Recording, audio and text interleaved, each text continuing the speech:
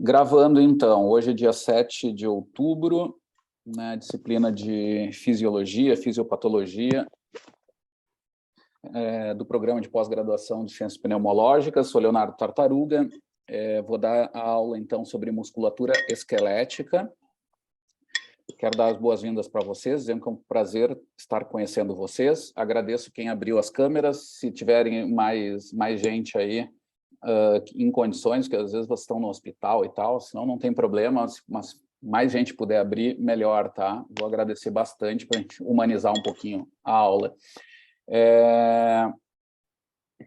Pessoal, bom, já avisei do atraso e tal, vamos começar a ideia da aula. Eu só queria saber, assim, eu fiz já a chamada, tá? Se alguém não respondeu, se alguém chegar depois, aí vocês vão me ajudando para a gente marcar, né? Entrou a Luciana ali, a Luciana acho que já tá, né? Não estou conseguindo. Não sei se eu peguei presença. Tem alguém aí que não pegou presença? Não, tá tudo ok. Deixa eu ver participantes, para eu enxergar, para poder mutar quando eu tiver um barulhinho, tá? Eu vou mutando aí alguns que deixarem sem querer o microfone aberto. Pessoal, eu gostaria de saber, assim, quem tiver aí com o microfone aberto, puder me dizer quem trabalha, tem como tema do seu estudo o exercício, mesmo que não seja central, mesmo que seja uma avaliação lá de caracterização de amostra, algum teste de exercício, que pode ser um TCPE, pode ser um teste de esforço máximo, submáximo, uma avaliação de caminhada, um TC6. Quem quiser abrir aí o microfone e me comentar, ou escrever pelo chat. Nada. Silêncio.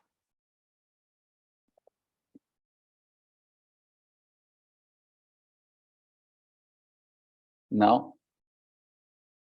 Então tá. Oi, professor. O meu Oi. tem. Diga. É o teste da caminhada de 6 minutos. Legal. E ele é um desfecho primário, assim, ou é mais... Não, é desfecho secundário. E teu tema Pacientes com doença pulmonar intersticial. Na DIP. DPI, né? DPI. Sim, tá. Legal. Joia. E você é quem? Quem abriu? Eu sou a Ana Carolina Azevedo. Tá bom. Obrigado, Ana Carolina. Legal. Joia, tá entrando a Vanessa de novo. Vamos lá.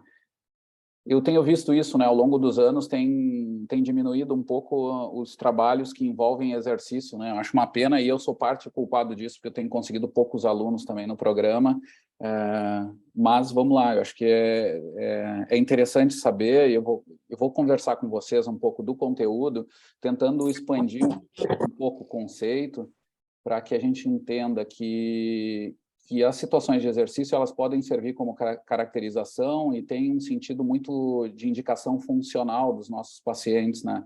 Então, tem se tornado uma avaliação corriqueira, assim, e eu vou tentar conversar um pouquinho mais, mesmo para vocês que não usam o exercício como um modelo específico, tentar trazer alguma informação que remeta até para a prática profissional também, além da pesquisa, como um desfecho de funcionalidade importante de saúde, que é, por exemplo, a velocidade autoselecionada de caminhada, né? Hoje é um desfecho primário, assim, em muitos estudos, que ligam com a autonomia do paciente, né?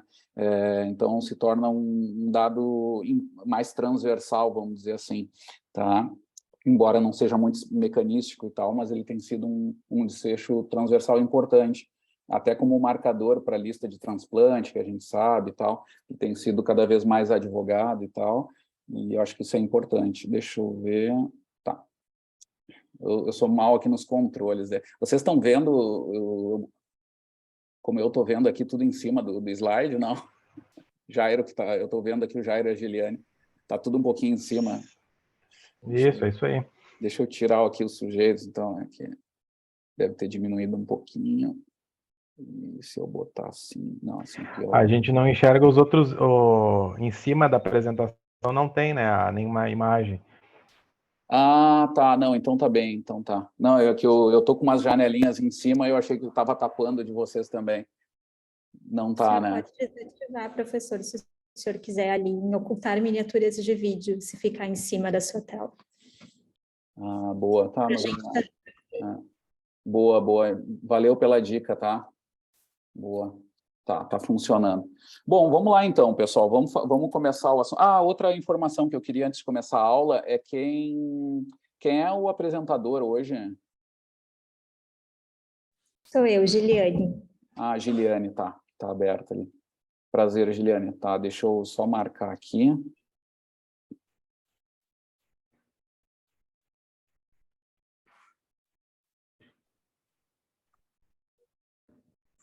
Tá, muito bem.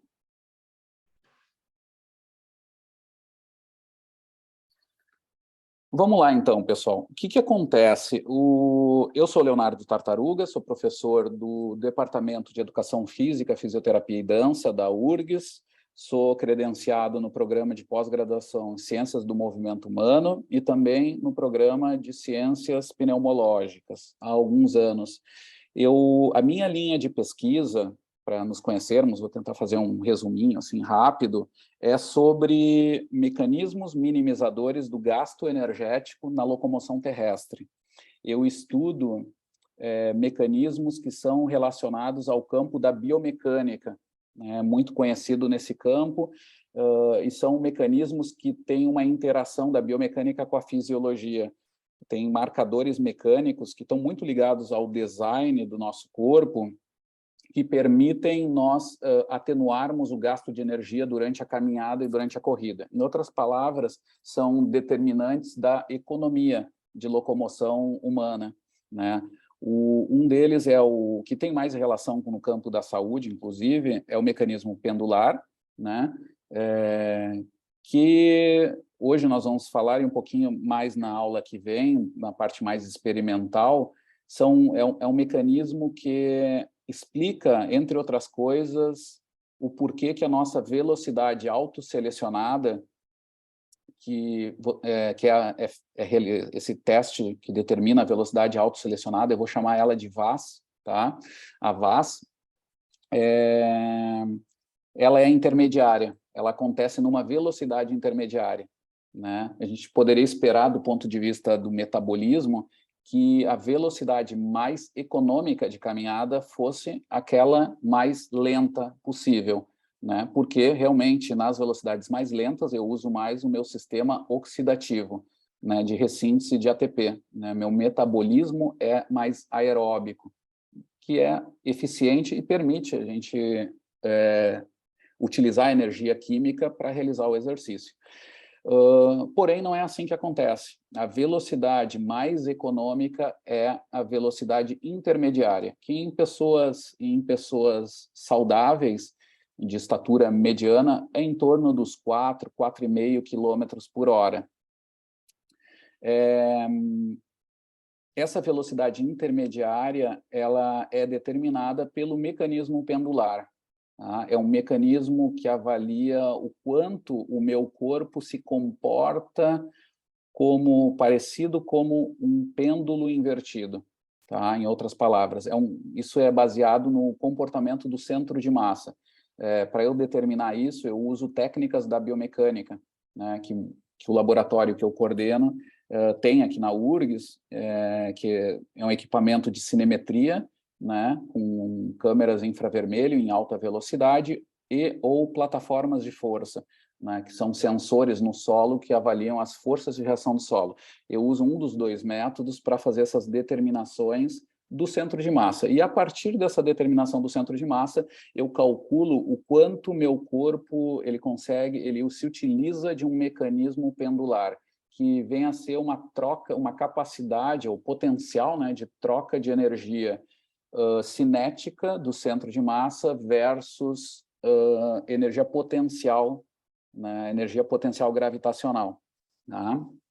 E esse mecanismo pendular, em outras palavras, o quanto nós somos pendular, ele é otimizado nessas velocidades. Quando eu caminho em velocidades muito rápidas, esse mecanismo piora e meu custo metabólico também piora, ele aumenta, e em velocidades muito baixas, o meu custo metabólico também aumenta. Então, a minha ótima é ali perto dos intermediária, 4,5 km por hora, que é o que pessoas saudáveis fazem quando nós realizamos, por exemplo, o teste de caminhada de 10 metros. E às vezes varia, às vezes é testes de 5 metros, de 10, de 30 metros, 20 metros. Tem várias distâncias que se usam, mas é muito prático até no campo clínico, né? Gente querendo entrar na sala, vamos botando... gente, se tiver gente entrando, e às vezes eu estou empolgado aqui no assunto, por favor, abram o microfone e me avisem, tá? Não se preocupem em me atrapalhar aqui na linha de raciocínio.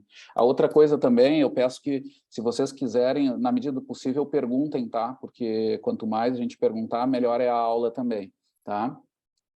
Então, o que acontece, gente? Comecei falando, então, desse mecanismo pendular, tá? Só para vocês saberem, de forma geral, eu estudo também o mecanismo elástico da corrida, que é também um mecanismo que tem a ver com as propriedades viscoelásticas de nossos músculos e tendões, que tem a capacidade de armazenar e reutilizar energia, e, de certa forma, atenuar o gasto de energia. E as aplicações deles são muito mais no campo esportivo, né? Eu tenho estudado isso no sprint, em corridas de distância, né? Todas essas relações.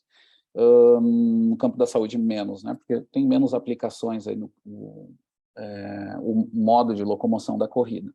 Já na caminhada, então, que é o assunto que a gente já vem estudando também na doença respiratória, eu tenho feito essas análises, analisando a VAS, então, a velocidade autoselecionada, que, lembrando, depois na próxima aula nós vamos ver um pouco mais em detalhe, mas nós sugerimos para o sujeito e indicamos para o sujeito, ó, caminhe na velocidade que você se sente mais confortável, né? Ou naquela velocidade que você realizaria com menor esforço. E as pessoas fazem muito fechados ali em torno de 4,5 km por hora, né? Dependendo um pouco de estatura. Se for um pouquinho mais altos, vão para 5, se for pessoas muito baixas, pode ir para um pouquinho abaixo de 4 km por hora.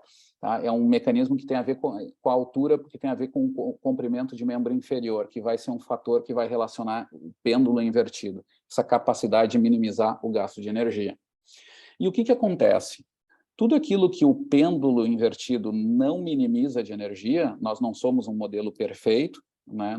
Esse modelo não funciona 100%, e nunca na natureza é assim. Para vocês terem uma ideia, o pêndulo da PUC, que oscila lá no museu da PUC, ele é quase perfeito, mas mesmo assim não é. De anos em anos tem que colocar uma energia, porque há algo de dissipação ali naquela energia. Obviamente, na nossa caminhada, essa minimização de energia pendular, ela está longe de ser perfeita, mas ela é muito boa.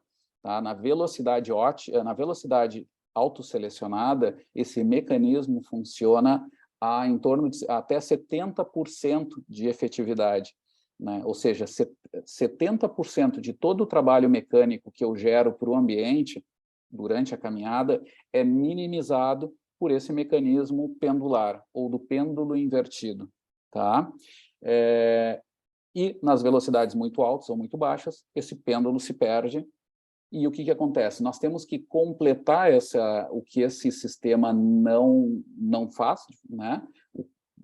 O quanto ele é imperfeito, nós completamos com energia metabólica, tá? Que advém do sistema oxidativo. E aí a gente começa a conversar com a pneumo. Obviamente, né, o nosso sistema pulmonar auxilia na função cardiorrespiratória total, né, nas cascatas de uso de oxigênio, né? Então, nas funções primárias de captação, transporte para o sangue, e também a remoção de metabólitos e dióxido de carbono. Tá? E a partir dali a gente avalia o custo metabólico, tá? Que tem uma curva, depois nós vamos ver, em formato de U, em função da velocidade. Depois eu vou mostrar para vocês, vai ficar mais claro aqui. Agora, uma coisa que é interessante, vou adicionar uma segunda variável para a gente entender essa musculatura esquelética em marcha, que é central aqui para as relações que para vocês que são estudantes do pós-graduação em nível de pneumo, para entender um pouquinho mais esses aspectos em nível um pouquinho maior, que é outra determinante de velocidade de marcha, que a gente chama, que é a velocidade ótima de caminhada. Então, nós temos a VAS, que é a velocidade autoselecionada, e nós temos a VOC, que é a velocidade ótima de caminhada, né? Ótima do ponto de vista metabólico. né? É aquela velocidade onde eu gasto menos energia para me deslocar no espaço, né? Então, é uma medida diferente do consumo de oxigênio, que quase sempre é dada como, em forma de potência, que é mililitro, quilograma, minuto. O custo metabólico é um mililitro de oxigênio, né, de consumo de oxigênio, mas por metro percorrido. Às vezes é também expresso em quilômetros percorrido, mas a razão é sempre a mesma, é sempre por uma distância, né? E há uma velocidade ótima que coincide com a VAS em pessoas saudáveis, tá? Em pessoas saudáveis, essa VAS ligada à VOC, né, a velocidade ótima, ela é um traço evolutivo muito importante do ser humano. O nosso design com postura bipedal, né, que é um tanto bizarra na natureza, não é tão comum na natureza, permite nós caminharmos gastando mais ou menos a metade da energia do que outros animais próximos nossos evolutivamente ou de mesmos tamanhos. Nós somos muito econômicos por causa dessa estratégia. Essa estratégia bipedal, inclusive, tem relação, inclusive, com mecanismos que levaram ao aumento do cérebro durante o nosso processo evolutivo. É um traço ancestral muito importante nosso. Tá? E não é pouca coisa, nós somos animais cursoriais na biologia em função dessa alta economia de caminhada. Não é um aspecto secundário, ele é central para a nossa evolução e é muito importante mesmo, até comparando na natureza, tá? Bom, então, essa velocidade ótima de caminhada é igual a VAS em pessoas saudáveis, tá? Pede para a pessoa, caminhe na sua velocidade mais confortável. Ela vai lá e bota uma velocidade que ela fez durante milhões de anos para mudar nichos ecológicos. Gasta pouquíssima energia naquela velocidade autoselecionada. Porém, quando eu tenho restrições, né, de diferentes fontes, e aqui eu vou falar um pouquinho mais das restrições centrais pulmonares, né, o que acontece como um padrão geral? Os nossos pacientes costumam caminhar mais devagar, né? Eles costumam caminhar mais devagar, ou seja, a sua VAS, a velocidade autoselecionada, ela é menor do que 4 km, 4,5 km por hora. Baixa para 3, 2,5, geralmente muito relacionado ao agravamento, ao estagiamento da doença. Tá? Então, isso é bem determinado, nós já fizemos estudos, inclusive vamos apresentar. Hoje, Giliane, tu vai apresentar o trabalho do Pedro Schons, né? Isso. Tá legal. Então, dá para falar um pouquinho mais do outro, você tem que cuidar, porque o assunto da semana que vem vai ser um desses artigos, inclusive, tá? Mas esse do Pedro Schons, que a Giliane vai apresentar, é mais ligado a saltos, que é um outro tipo de exercício que avalia também a função muscular, mas, então dá para falar, então, que é o seguinte, nós já fizemos uma série de avaliações, não só nós, a linha de pesquisa é onde nós contribuímos ali, a linha de pesquisa tem observado que a velocidade mais baixa, ela já vai incorrer num problema de funcionalidade a mais. Além de eu caminhar mais lento, então realizar minhas atividades da vida diária de locomoção de forma prejudicada, porque eu vou demorar mais para realizar elas, eu também gasto mais energia. Aí vem um certo paradoxo energético, né? Em função desse mecanismo pendular piorado na baixa velocidade, conforme eu vou mais baixo, eu vou de 3 para 2, eu vou cada vez piorando mais o meu pêndulo invertido.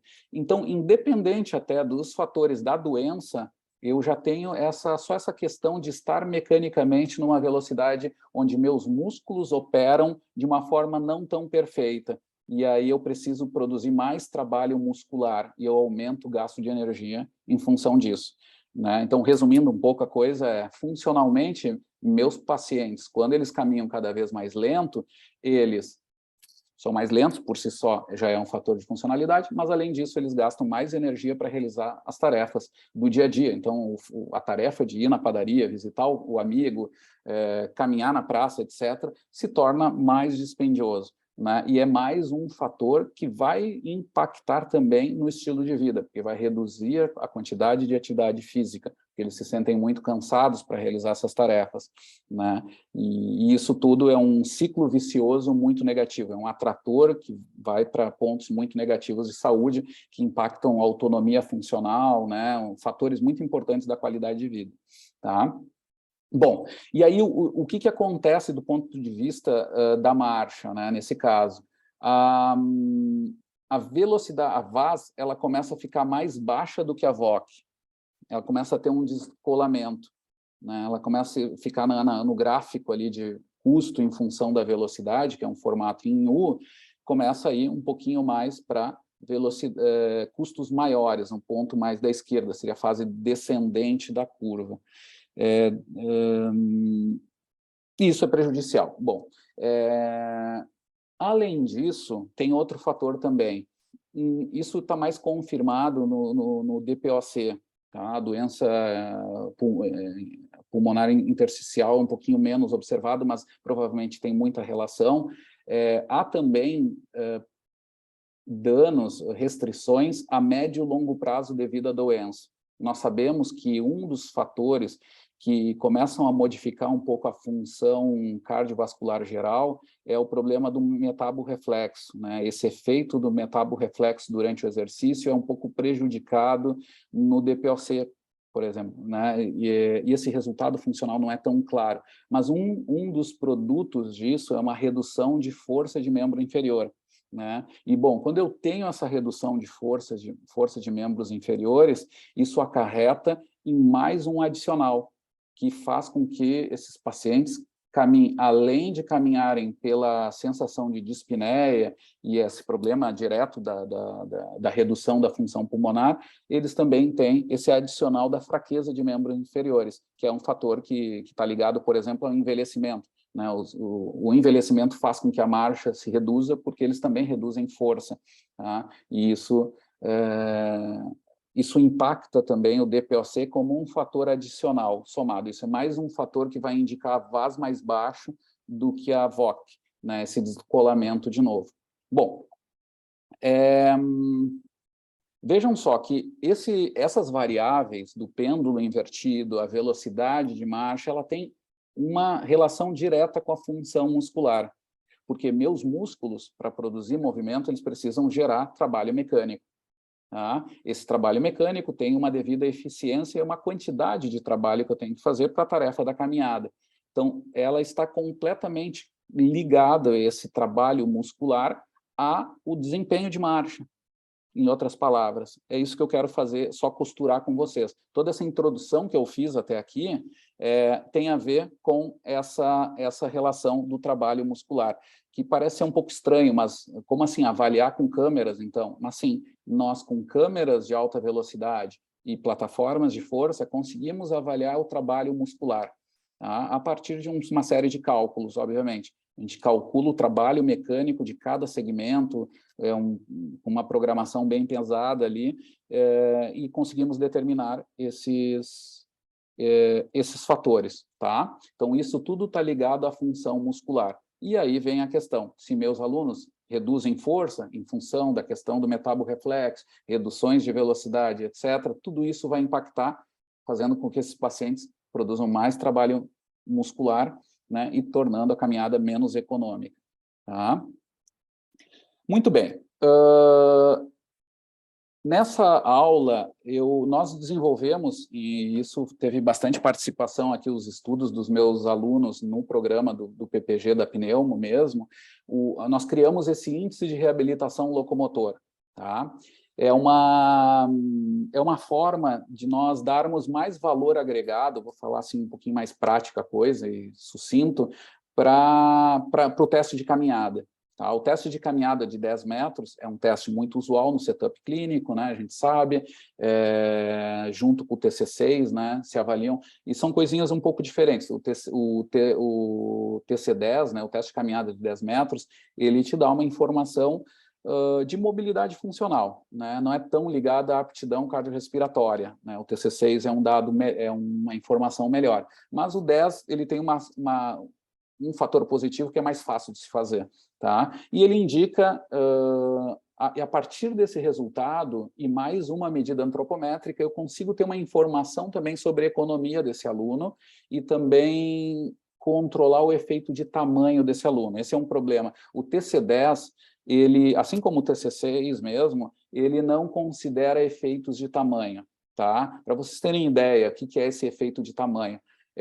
Tem uma pessoa de 2 metros de altura caminhando, tá? Um namorado, digamos, um cara de 2 metros de altura, caminhando do lado de uma namorada de 1,50 m. Os dois estão de mão dadas, estão no mesmo ritmo, tá?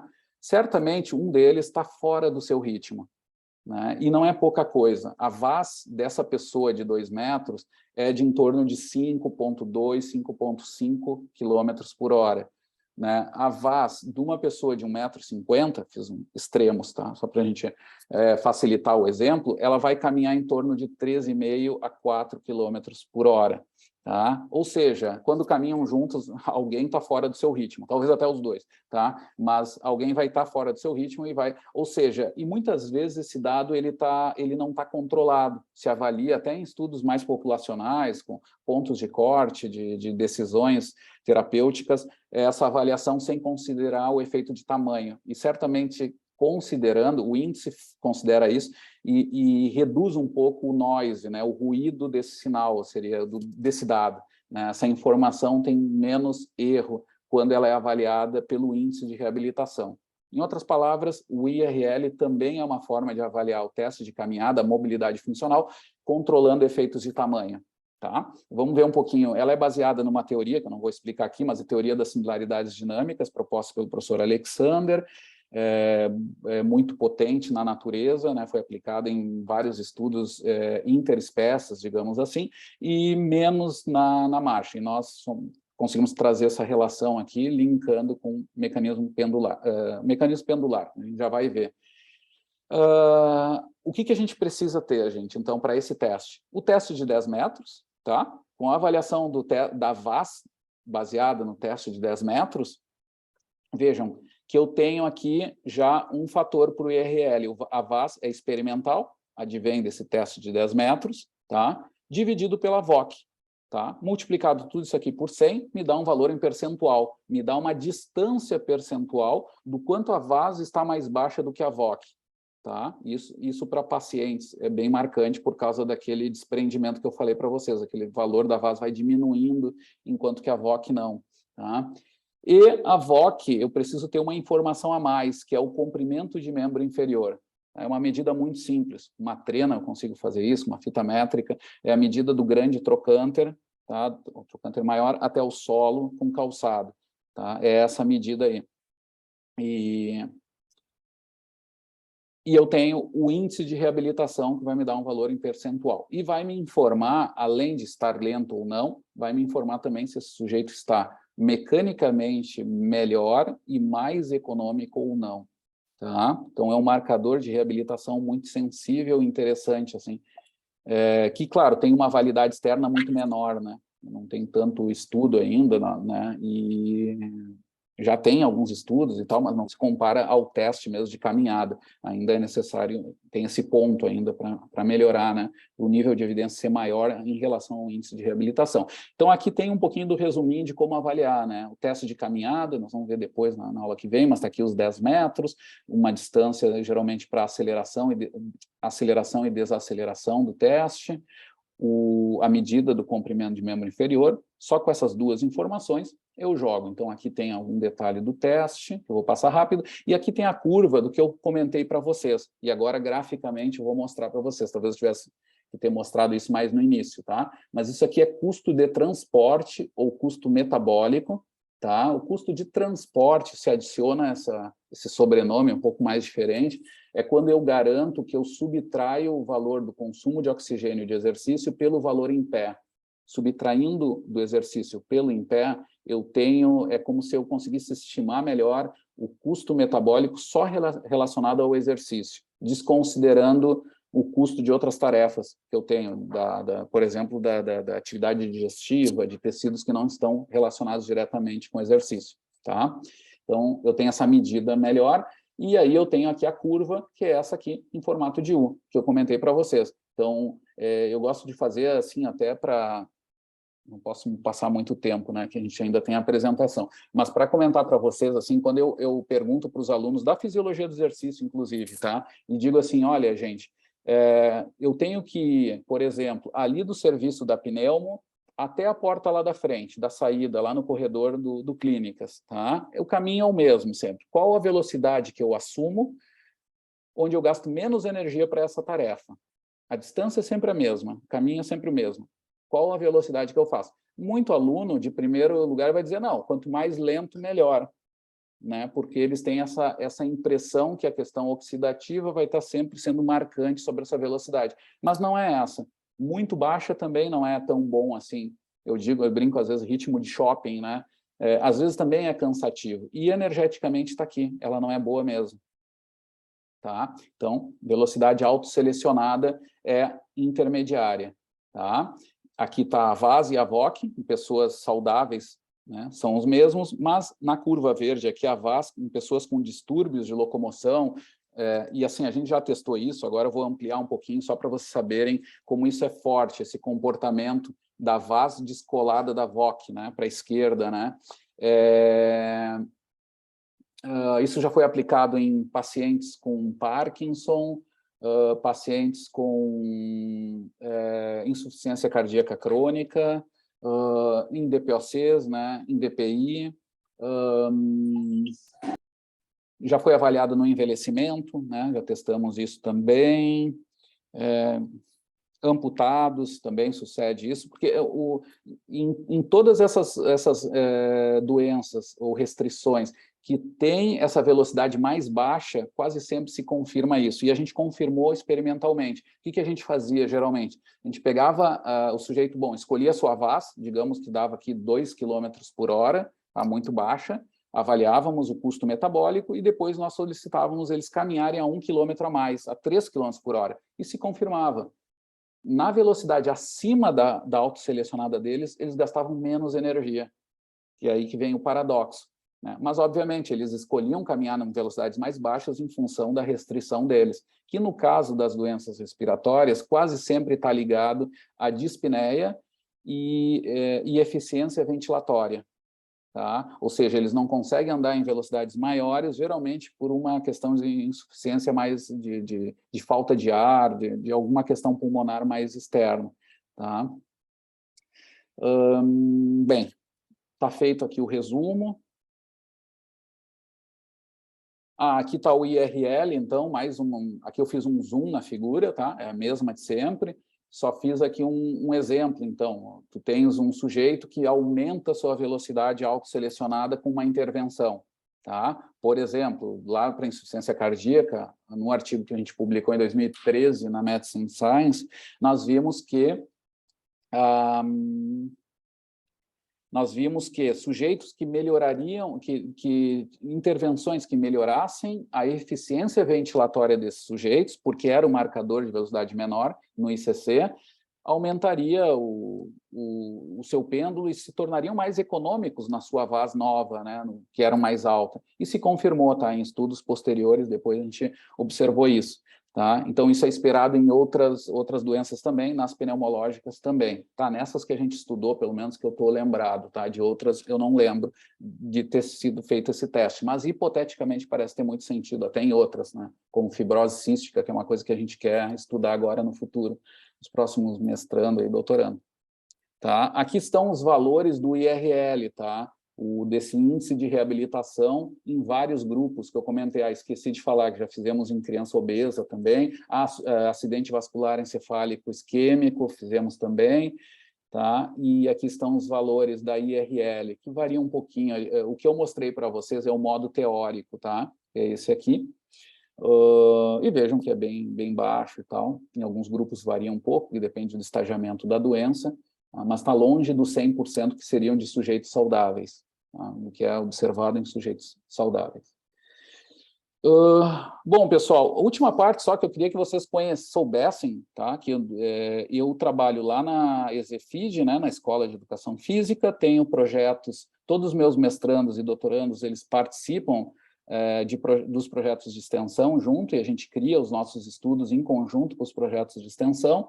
Então, aqui na esquerda mesmo, tinha uma hora ali passando o Marcelo Kurgens, que fez o doutorado dele na pneumo, executando ali o skipping com bastão. A gente trouxe há mais de 10 anos para o Brasil a técnica da caminhada nórdica e começamos a aplicar nos pacientes com Parkinson e idosos, e deram resultados incríveis, assim, até comparando com a caminhada normal, né? E bem interessante. Agora mesmo na Itália, tem uma colaboração forte lá, eu estava há 3 meses lá fazendo um estágio, e essa semana está começando um outro ensaio clínico na esclerose múltipla também, usando bastões. E os resultados são bem animadores, eles usam bastões e se sentem muito mais seguros, né? Conseguem realizar atividade numa intensidade alvo mais propícia para adaptações cardiorrespiratórias. E a gente espera até, a gente tem uma hipótese que eu não consegui ainda aplicar por causa das restrições na EZFID, que é que em pacientes com DPOC, o uso de bastões adicionaria ganhos para eles, porque eles usam muito mais músculos também de membros superiores e tronco. Eu mesmo estudei isso, tá, em pessoas normais. Então, possivelmente, com DPOC, eles teriam também um ganho a mais por um exercício muscular de musculatura acessória respiratória. Tá? Mas a gente não testou isso especificamente no DPOC. A gente já fez isso no Parkinson. Inclusive, a função respiratória do Parkinson aumentou mais usando bastões do que sem bastão. Então, já confirmou um pouco essa hipótese, esse potencial que a caminhada nórdica tem para exercícios nas doenças respiratórias, mas a gente não conseguiu aplicar porque nós não tínhamos oxigênio, a questão de segurança, não conseguimos aplicar lá. Então, ficou essa ideia aí parada, digamos, vamos ver. E só para vocês saberem, eu também coordeno o grupo de corrida, Locomotion, tá? O nome do grupo é Locomotion, tá? E também coordeno a equipe de triatlo. Inclusive, eu já tive aluno do Parkinson, que começou com a caminhada, esse cara se tornou muito treinado, começou a correr, daqui a pouco já está fazendo triatlo, virou triatleta nosso. Então, a gente faz esses intercâmbios, assim, do campo da saúde até o rendimento, assim. Tem atletas em nível mundial, indo para mundial mesmo do triatlo, não só universitário, mas aberto mesmo. Mas tem muita voltado assim os programas para os alunos nossos. Inclusive nós abrimos agora, faz 2 meses, o centro eu participo, né? Não é eu o coordenador, mas eu sou um dos coordenadores do Centro de Referência do Envelhecimento em Movimento ali na EZFID. Então a gente atinge hoje mais de 300 pacientes idosos, tá? E nós temos esse subgrupo do Parkinson, onde a gente faz caminhada nórdica com eles, jogging aquático, que é o Deep Water Running, a corrida em piscina funda, e a dança ritmos brasileiros, nos Parkinson também. Temos também esse projeto aí com tudo estruturado em forma de pesquisa e tal, para testar várias hipóteses. Cada semestre a gente vai alterando coisas e tal. Só para vocês saberem também, para acabar conhecendo um pouco do que os professores ali do programa estão fazendo e se sintam à vontade. Segunda, quarta e sexta nós estamos ali na pista, às vezes no gazebo, a gente diz que é a loninha do lado da piscina ali, onde é executado esses treinos, tá? Começa às 8 e vai até às 11 da manhã. Voltou de novo, tá? Porque com a pandemia tinha parado tudo, mas a gente já está há alguns meses trabalhando nisso. Aqui tem alguns exemplos, só para vocês visualizarem. E a última informação que eu queria passar para vocês, pessoal, é que quando eu executo a caminhada, e eu executo ela em inclinações, meus músculos operam em eficiências diferentes, tá? Quando eu subo lomba, eu gasto mais ou menos 4 vezes mais energia, meu VO2, meu consumo de oxigênio é 4 vezes maior do que a mesma velocidade descendo a mesma lomba, tá? Essa é a razão, a proporção de 4 vezes que eu queria que vocês gravassem. E o porquê isso? O pessoal diz, porque todo santo ajuda, é um Deus nos acuda, subida e descida. Não é bem isso. É por causa de como os músculos estão operando. Na subida, meus músculos estão gerando trabalho positivo, que tem relação com ações concêntricas, que a gente chama, que estão ativando e estão encurtando. Enquanto que na descida, meus músculos estão operando em trabalho negativo, que significa que eles estão ativando enquanto alongam, estão executando ações excêntricas. Tá? E a eficiência muscular da subida para a descida é da ordem da subida é 4 vezes pior, por isso que eu gasto 4 vezes mais energia para subir do que para descer. Ou seja, resumindo, eu gasto mais energia para subir lomba do que para descer, em função da eficiência mecânica, do tipo de ação muscular que predominantemente os músculos estão produzindo. Tá? Os propulsores, que são os que mais gastam energia. E aí eu paro a aula por aqui, para a gente ter tempo de ouvir a Giliane, porque eu adoro falar, mas já fiz algumas... Gente, e esse assunto, eu abordo isso num semestre inteiro em fisiomecânica da locomoção lá. Aqui eu trouxe só alguns elementos que eu acho que é importante para quem vai trabalhar com pneumo, que saiba que tem essas relações da ação muscular com as questões centrais também do corpo, que, pensando integrativamente, né? Eu acho que esse foi a tarefa um pouquinho dessas duas aulas, eu tento fazer isso, né? Fazer também vocês lembrarem que tem essas relações que vão estar sempre intermediando uma na outra, né? Essas funções musculares vão estar impactando na ação respiratória e as restrições respiratórias também vão estar impactando nessa ação muscular, tá? É isso aí. Dúvidas, gente? Falei.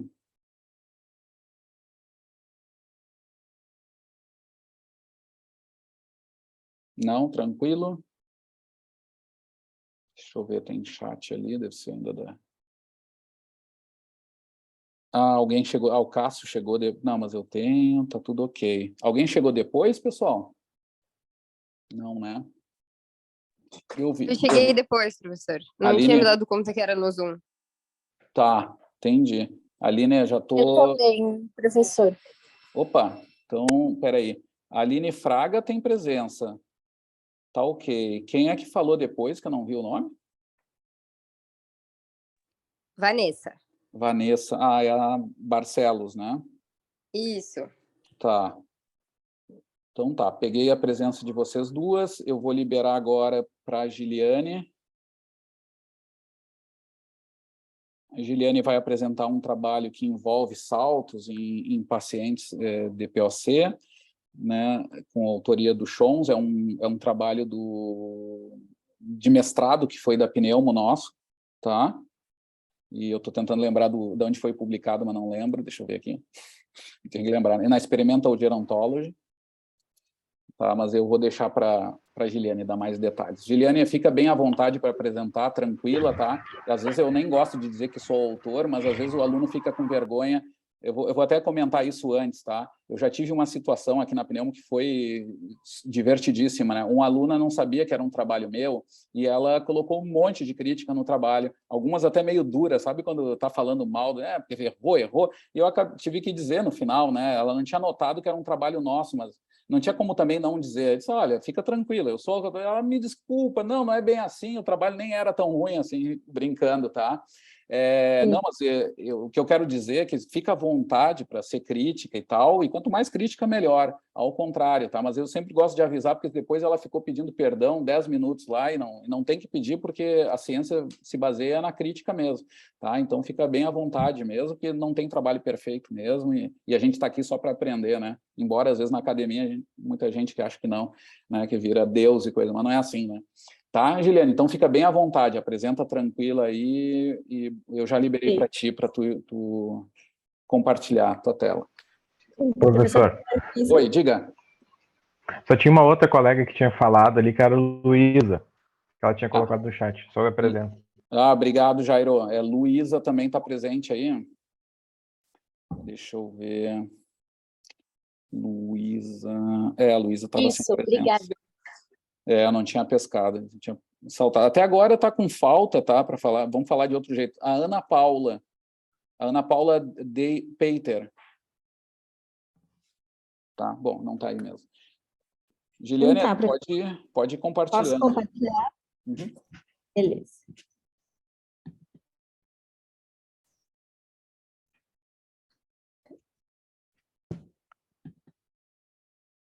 Beleza. Vocês enxergam a minha apresentação? Não, Eu não tô...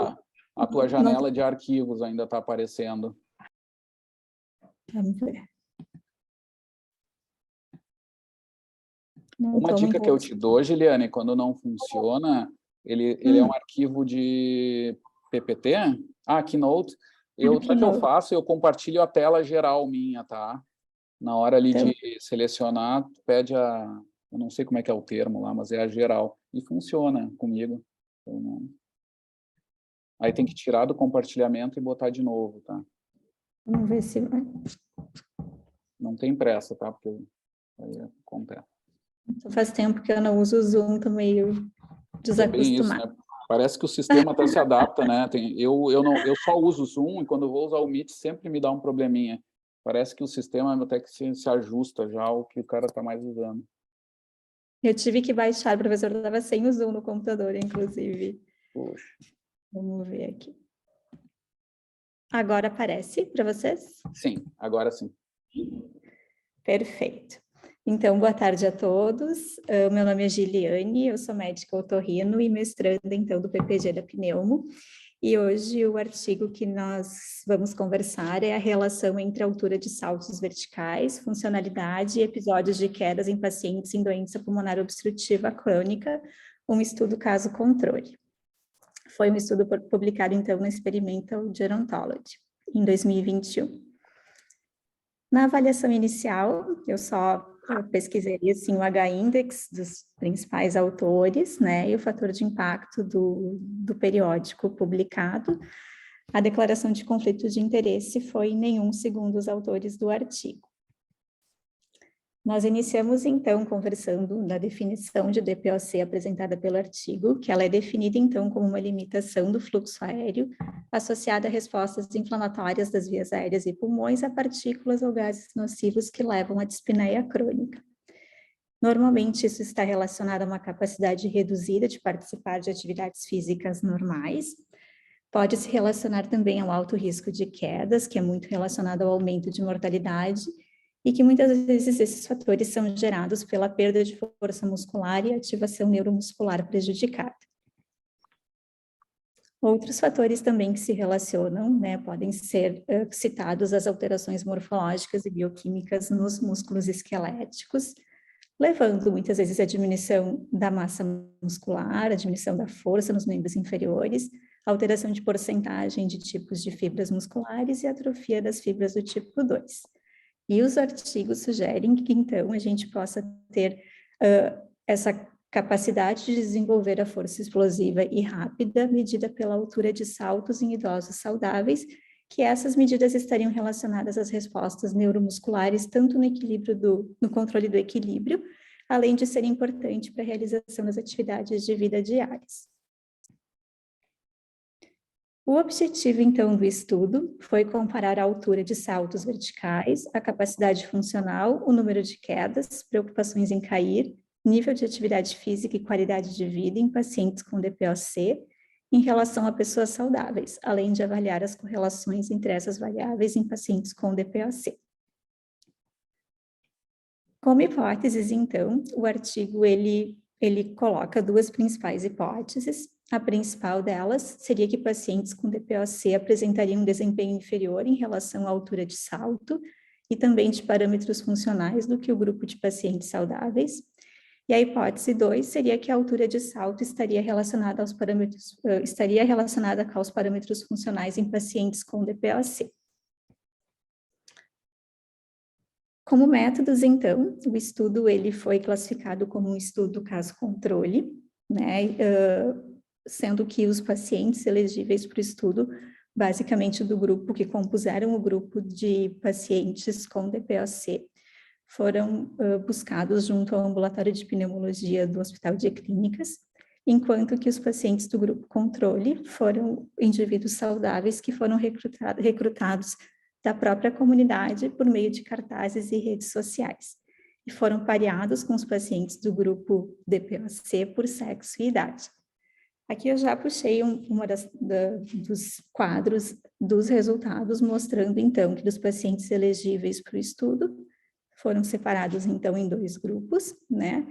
O grupo, então, do DPOC, composto por 21 pacientes, que depois a gente vai exemplificar um pouquinho melhor, e o grupo controle, que vai ser pareado com os pacientes de DPOC, composto de 16 pacientes, que serão pareados, então, com os pacientes do grupo controle. Como critérios de elegibilidade, então, dos pacientes do grupo DPOC, foi o diagnóstico espirométrico baseado, então, na razão do VF1 e da CVF menor que 70%, e os valores da VF1 menor ou igual a 60% do previsto. No grupo controle, então, que era composto por indivíduos saudáveis, né, se buscou pacientes com características de sexo e idade semelhantes aos integrantes do grupo DPOC, para que isso possa, né, enfim, comparar essa influência no desempenho de saltos, que era o principal objetivo do trabalho. Bom, aqui a gente lista os critérios de exclusão, né, especialmente do grupo DPOC, foram vários critérios incluídos, né, a presença de outras doenças, a incapacidade de realizar os testes, osteoporose com risco de fratura, alguma lesão ortopédica associada, vários fatores de exclusão bem detalhados aqui nesse momento, enquanto que os pacientes do grupo controle, que eram dos indivíduos saudáveis, além de também respeitar os critérios de exclusão do grupo acima, outro critério de exclusão era possuir qualquer tipo de doença respiratória. Como desfechos, então, né, o artigo coloca que o seu desfecho seria a diferença de desempenho de pacientes com DPOC em relação aos indivíduos saudáveis no momento dos saltos verticais e parâmetros funcionais, além dessa correlação entre as variáveis para o grupo de pacientes com DPOC. Os aspectos éticos foram respeitados através do termo de consentimento, aprovação em comitê de ética. E, como principais procedimentos, eu tentei resumir um pouquinho os procedimentos, estava bem detalhado cada um dos procedimentos. Eu resumi um pouquinho aqui na apresentação. Como principais procedimentos, então, foram a realização de todas as avaliações durante 2 dias no próprio Serviço de Pneumologia do HCPA em 2017. Algumas etapas alguns procedimentos, algumas etapas foram realizadas no dia 1, enquanto outros foram realizados no dia 2. Isso foi dividido para facilitar, enfim, né, o processo. Cada dia de avaliação durou aproximadamente 2 horas por participante. Houve um descanso de pelo menos 48 horas entre as 2 visitas de cada participante. E o artigo coloca que o grupo controle foi avaliado com aproximadamente 30 dias de intervalo do grupo DPOC. A função pulmonar e as variáveis clínicas, especialmente, falando um pouquinho sobre a função pulmonar especialmente, e daqui a pouco sobre as variáveis clínicas, medidas pelo estudo. A espirometria, volumes pulmonares, difusão pulmonar de monóxido de carbono foram realizados utilizando o dispositivo Master Screen Body. Estes foram as principais variáveis medidas na avaliação de função pulmonar, então, através de espirometria, do teste de volume, de difusão pulmonar, critérios de gravidade espirométricos da DPOC, a escala Medical Research Council modificada, monitorização de saturação e frequência cardíaca, avaliação de percepção subjetiva de recuperação e também a avaliação através da escala subjetiva de percepção de esforço. Outras medidas também foram as avaliações antropométricas através de altura IMC, dobras cutâneas e comprimento do membro inferior. A realização dos saltos verticais, então, foi citada pelo artigo, que era o grande objetivo, o grande fator em estudo do artigo, né? Eu peço desculpas, professora, se eu tenho pouca familiaridade com os exercícios, tá, citados, mas basicamente os 2 saltos analisados foram o squat jump e o counter jump test. Além dos saltos, foram realizados os testes funcionais, então o teste de caminhada de 6 minutos, a caminhada autoselecionada e o índice de reabilitação locomotora que o professor apresentou agora na sua aula, o teste de caminhada de 10 metros através da velocidade, avaliação da velocidade, o time up and go test, o subir escadas, o teste de sentar e levantar e o single leg stance. Alguns questionários também foram utilizados, como o questionamento de recordação de quedas no último ano, o questionário Fall Effectiveness Scale International, o questionário internacional de atividade física, que é o IPAC, e o questionário do Hospital St. George na doença respiratória. Na análise estatística, o artigo apresenta o cálculo de tamanho amostral, considerando um poder de 80% e um nível de significância de 5%, no objetivo de comparação entre o grupo DPOC e o grupo controle, foi chegado ao número de 15 pacientes por grupo, e na intenção de correlação, então, que aconteceu no grupo, então, dos pacientes com DPOC, foram então, necessários 20 indivíduos, por isso que a gente tem aquela divisão entre no que a gente vai comparar com o grupo controle, que foram 16 indivíduos, então, selecionados, e as correlações no grupo DPOC, que a gente vai utilizar 20 indivíduos. O artigo cita a análise estatística bem pormenorizada, através dos coeficientes de correlação, né, e especialmente o intraclasse médios e o coeficiente alta de Cronbach para confiabilidade entre os participantes.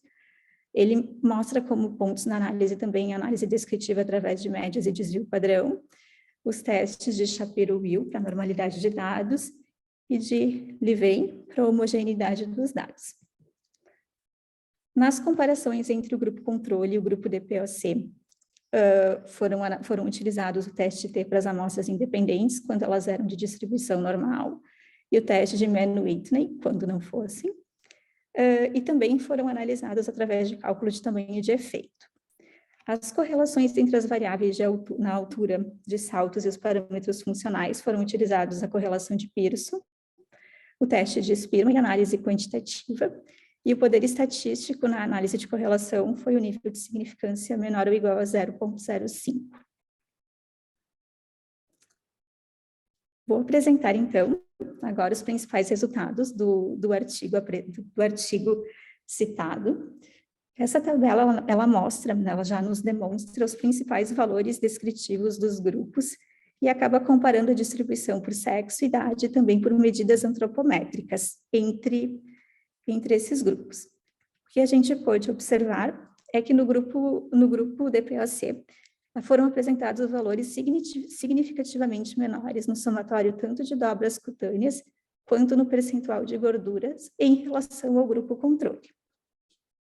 E aqui a gente lembra que essas comparações elas foram realizadas através de pareamento por sexo e idade desses dois grupos.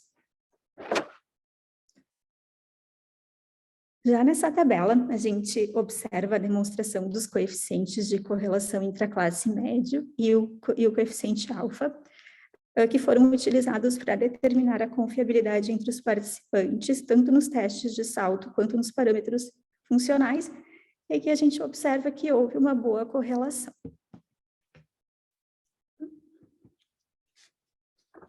Já nessa tabela, na tabela 3, então, a gente consegue observar, então, também esses valores descritivos entre os grupos, né, nos testes de função pulmonar e nas variáveis clínicas, e a gente observou que no grupo, especialmente no grupo DPOC, foi observado valores médios significativamente menores no teste de espirometria, em comparação com o grupo controle. Nós observamos também que a maioria dos pacientes com DPOC eram pacientes caracterizados como estágio 3 de Gold. Observamos também que a pontuação média na escala MMRC, ela foi significativamente maior no grupo DPOC. Também percebemos nessa tabela, aqui na escala de percepção subjetiva de recuperação, que no grupo DPOC ela foi menos significativa no repouso, e na escala de percepção subjetiva de esforço da dispneia, aqui no PSE, no segundo dia, ela foi significativamente maior no grupo DPOC. Professor, se o senhor quiser me interromper, fica bem à vontade, tá? Já na tabela 4, a gente observa essa média e o desvio padrão, né? Então, os valores de altura dos saltos, e a gente observa que não houve diferença significativa entre o grupo DPOC e o grupo controle. Nessa figura, também, que é uma figura bem ilustrativa das performances individuais nos saltos, então são apresentadas nesses dois gráficos, a gente percebe que os grupos, então, tanto o grupo DPOC e o grupo controle, eles são plotados aqui à esquerda dos gráficos, né? A diferença média ela é plotada, então, no eixo flutuante à direita, mostrando como se fosse uma distribuição dessa amostragem.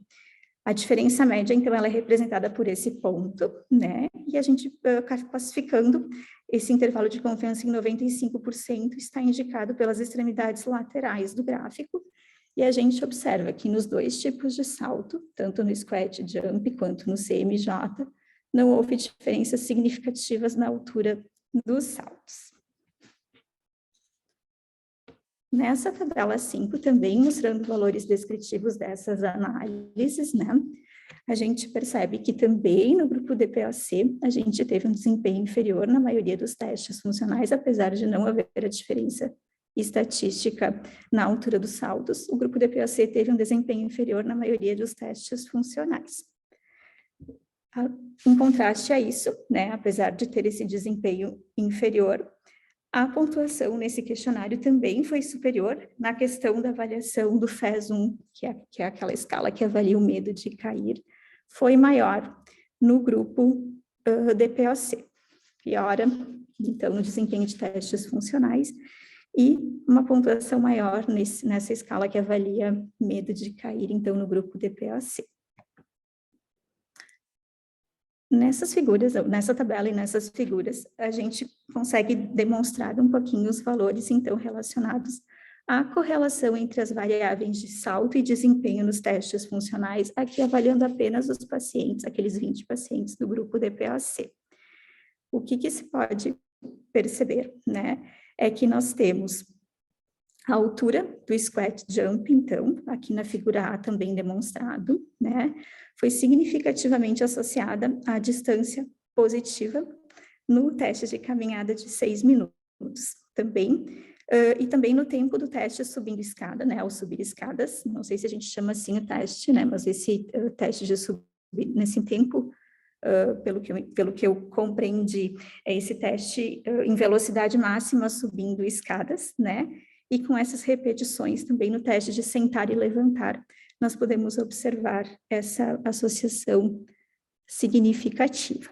A altura do CMJ, que é aquele salto contra movimento, também se associou de uma maneira significativa à velocidade no teste de caminhada de 10 metros de forma positiva.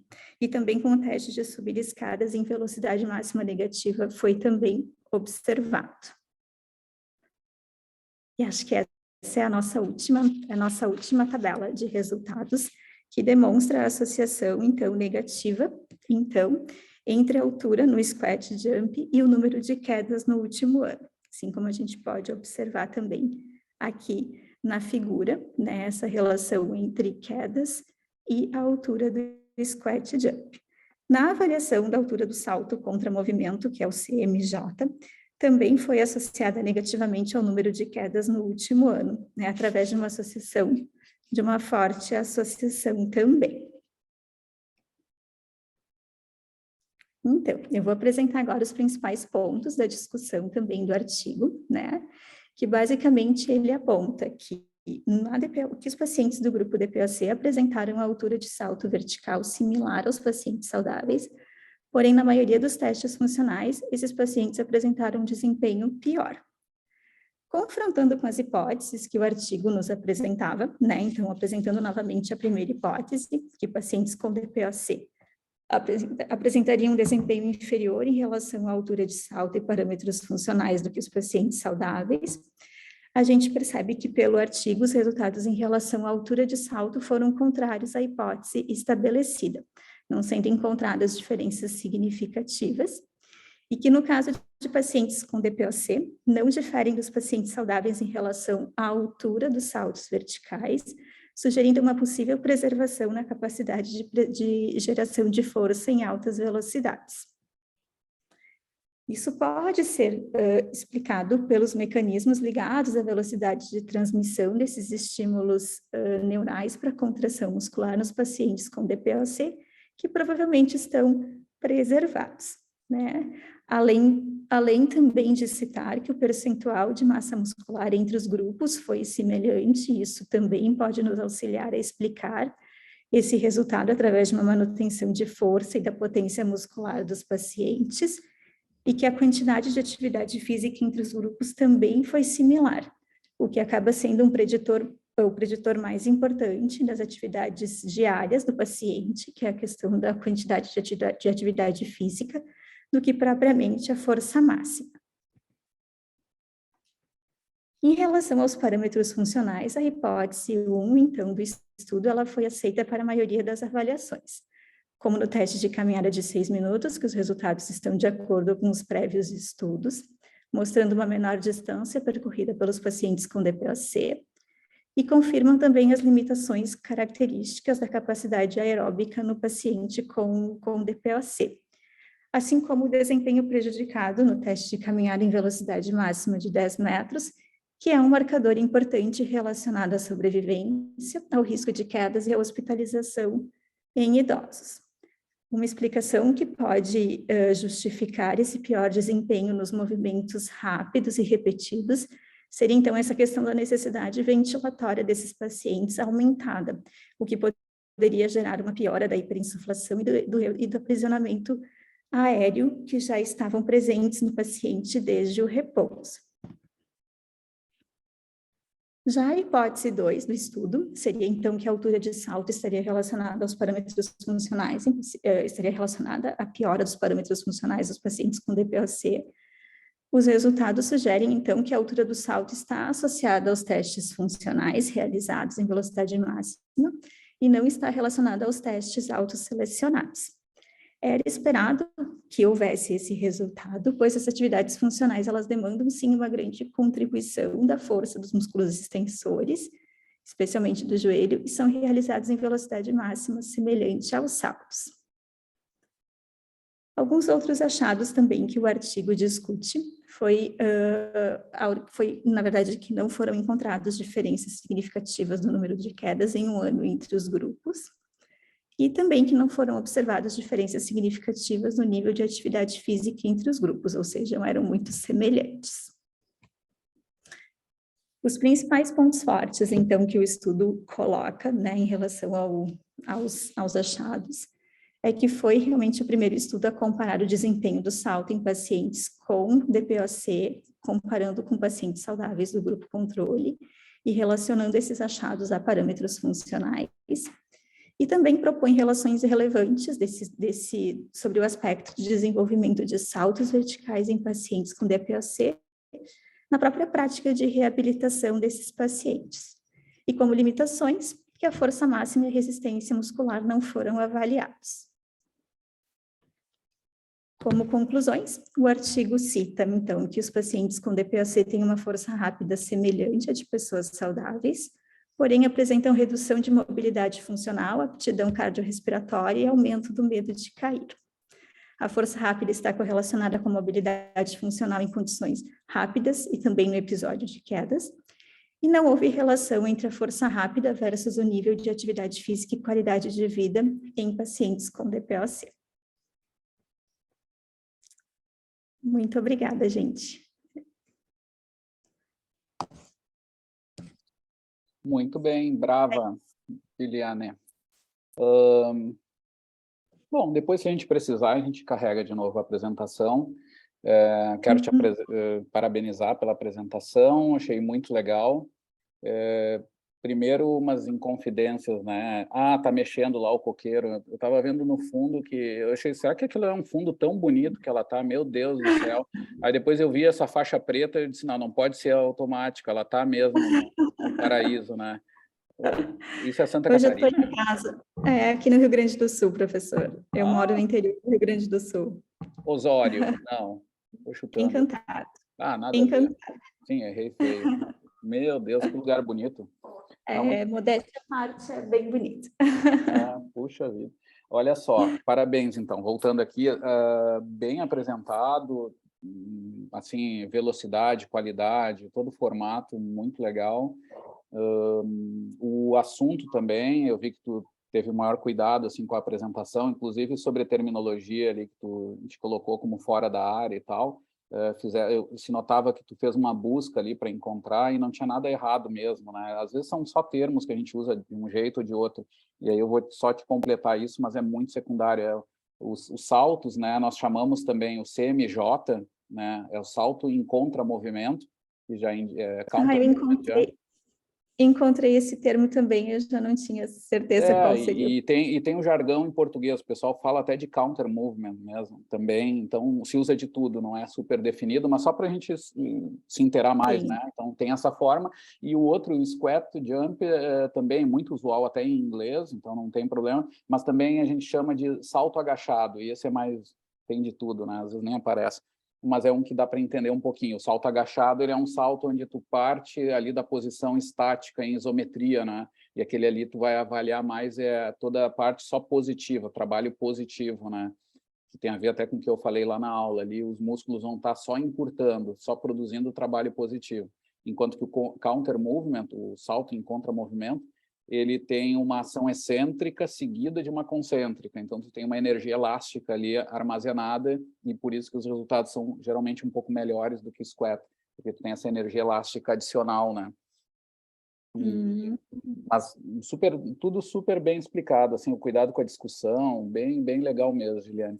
Eu queria só abrir uma rodadinha se alguém quer fazer alguma pergunta da turma.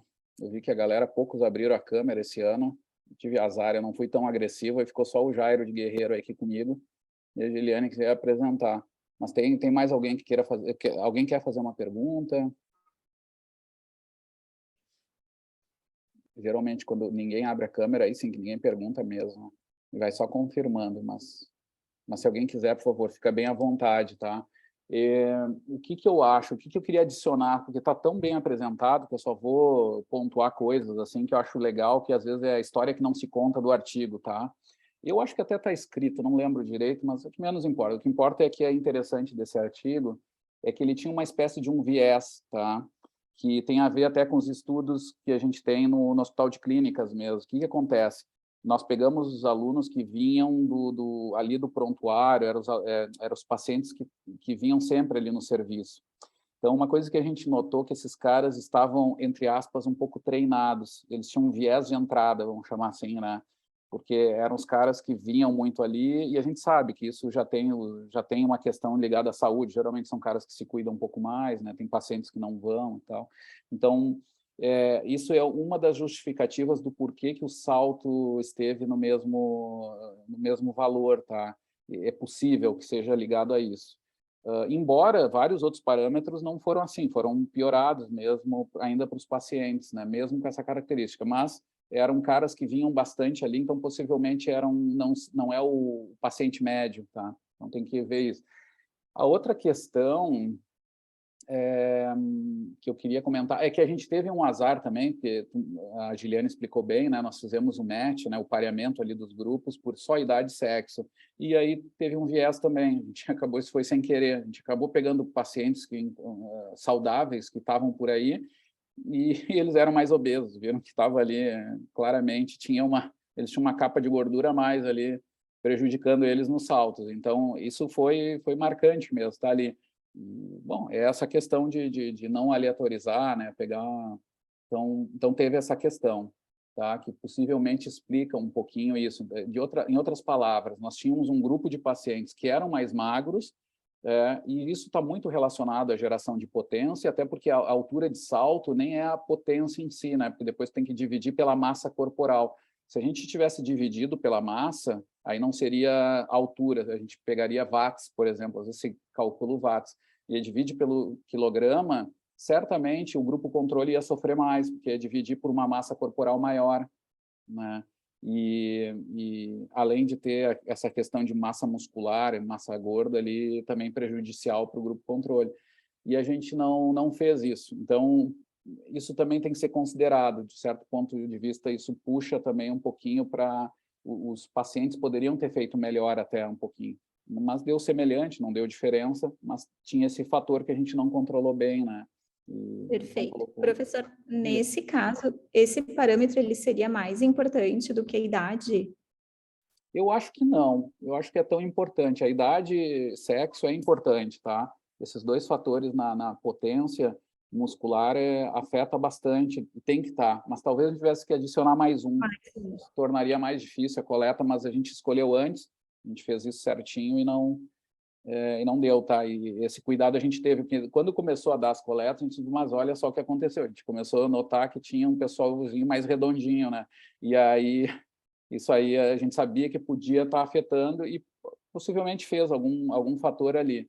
A gente não mudou isso, tá? É um cuidado ético do experimento de tentar manter o que a gente organizou para não ficar só em função daquilo, tipo, não fechou a nossa hipótese, não ter o p-hacking, né, que a gente chama e tal. Tá? Isso é um cuidado até que eu acho que é legal de dividir com vocês. Eu estou participando até de uma iniciativa que é da comunidade de acesso livre ao conhecimento, que quem quiser me procurar, o jeito mais fácil aí no meu Twitter é Léo Tartaruga, tá? É @Léo Tartaruga. Eu estou como recommender de uma iniciativa muito boa, que é para tentar fazer esse controle de estudos clínicos mais rigorosos. É como se fosse uma espécie de um pré-print ali nesse sistema, mas muito mais forte, com uma avaliação muito forte. Inclusive, a gente já conseguiu, esse grupo, né, não sou eu sou um participante, mas eles têm já uma colaboração com mais de 20 revistas, periódicos internacionais, onde se tu for aceito, tu passar por essa avaliação pesada no início do registro do pré-print, depois da execução do estudo, eles chamam de fase 1, fase 2, tu tens automaticamente aprovado o teu artigo. Então, é uma coisa bem interessante, assim, que controla, por exemplo, esses viés de estudo que podem aparecer. Por exemplo, esse que a gente viu na hora e em algum momento a gente ficou impelido, mas quem sabe vamos buscar outro dia. Aí fazer... não fizemos isso, vamos aceitar isso como uma limitação e vamos tentar apresentar. E realmente, o estudo não se perdeu em função disso. Isso aparece também, a gente sabe que há um viés nos estudos clínicos para estudos de resultados positivos. Então, por exemplo, esse aqui, se esperava que desse diferença, não deu. Isso, de certa forma, pode tirar o peso, e não deveria, né? Tem que ser tão interessante quanto, tá? Até porque se justifica também. E aí eu queria dar a última, acho que a informação desse estudo, que é bem legal. Quando eu comecei a trabalhar lá no Clínicas, ali no serviço da Pneumo, com os meus alunos, nós tínhamos uma realidade ali, por limitação de espaço, etc., nós fazíamos muito ciclo ergômetro com eles por segurança e espaço. Consegui convencer eles, ao longo dos anos, de incluir caminhada, que era muito mais funcional. A gente via isso para as atividades da vida diária, era mais interessante e tal. E cuidando da segurança também, né? Tal. E deu certo, mudamos essa realidade, hoje tem bastante também intervenção com isso. Depois a gente começou a testar coisas mais potentes e de início também, um pouco a comunidade estava um pouco ansiosa. No estudo do Pedro, o pessoal dizia, como assim? Vai pegar DPOC e vai fazer saltar? Eles não podem. E a gente ficou dizendo, olha, de um certo ponto de vista, a gente vai até fugir da dispneia, porque é um exercício de poucos segundos, né? São poucas repetições. Então, daria para testar. E os pilotos foram bem animadores, deram exatamente isso. A gente acabou vendo, não teve sujeito, paciente, que parou o teste por causa dos testes, porque eram testes curtos, né? E isso abre todo um espaço. Eu queria dizer para vocês que ainda a literatura não entendeu, mas abre um espaço para aqueles treinos mais intensos, mais até do que os HIITs, treinos de potência muscular mesmo, que hoje está se advocando muito para o envelhecimento e tal, e exatamente fugindo da restrição respiratória, né? Fugindo da limitação, muitas vezes, do exercício. E, claro, a gente tem que ver bem isso a longo prazo, porque possivelmente não vai ter tanto ganho cardiorrespiratório, então nós temos que pesar isso também. Mas não é algo que é possível, e inclusive com maior zona de segurança, porque o risco de dispneia ali é muito baixo. Assim, né? Claro, depende de repetições, etc., mas dá para fazer assim. E esse primeiro experimento, que está longe de toda essa resposta, mas já é um primeiro passo animador assim, para essa linha de pesquisa, né?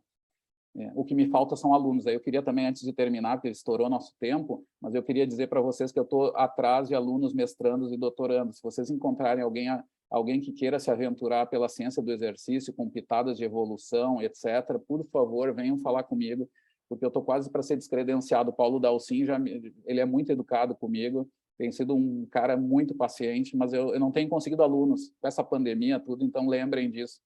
Correr a voz, digam que eu sou um cara legal, eu sou desse jeito que vocês viram, eu não estou mentindo, mas tentem achar algum aluno aí, eu ia agradecer imensamente, assim, tá?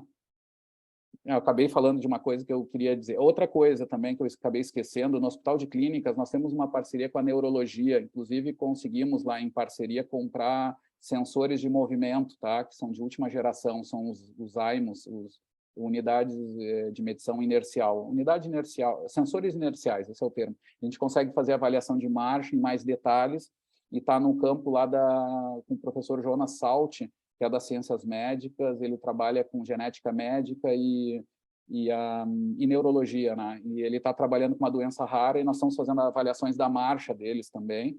Então, é outro campo aí que está se abrindo, que está no hospital, então é mais fácil ainda de fazer avaliações também a mais, e a gente vai querer unir também para fazer algumas avaliações com o que a gente já fazia na pneumo, né? E agora com mais essa parceria. Eu estava lembrando que a doutoranda está aqui, está direto trabalhando com a gente, que é a Diana Rubijos aí, e o Jonas Salti. Então, lembrem disso também, que está crescendo um pouquinho numa coisa que deveria estar há muito tempo funcionando, que é um local que se avalie marcha, mais qualidade, que existe em tudo que é país de primeiro mundo já há muitos anos, né?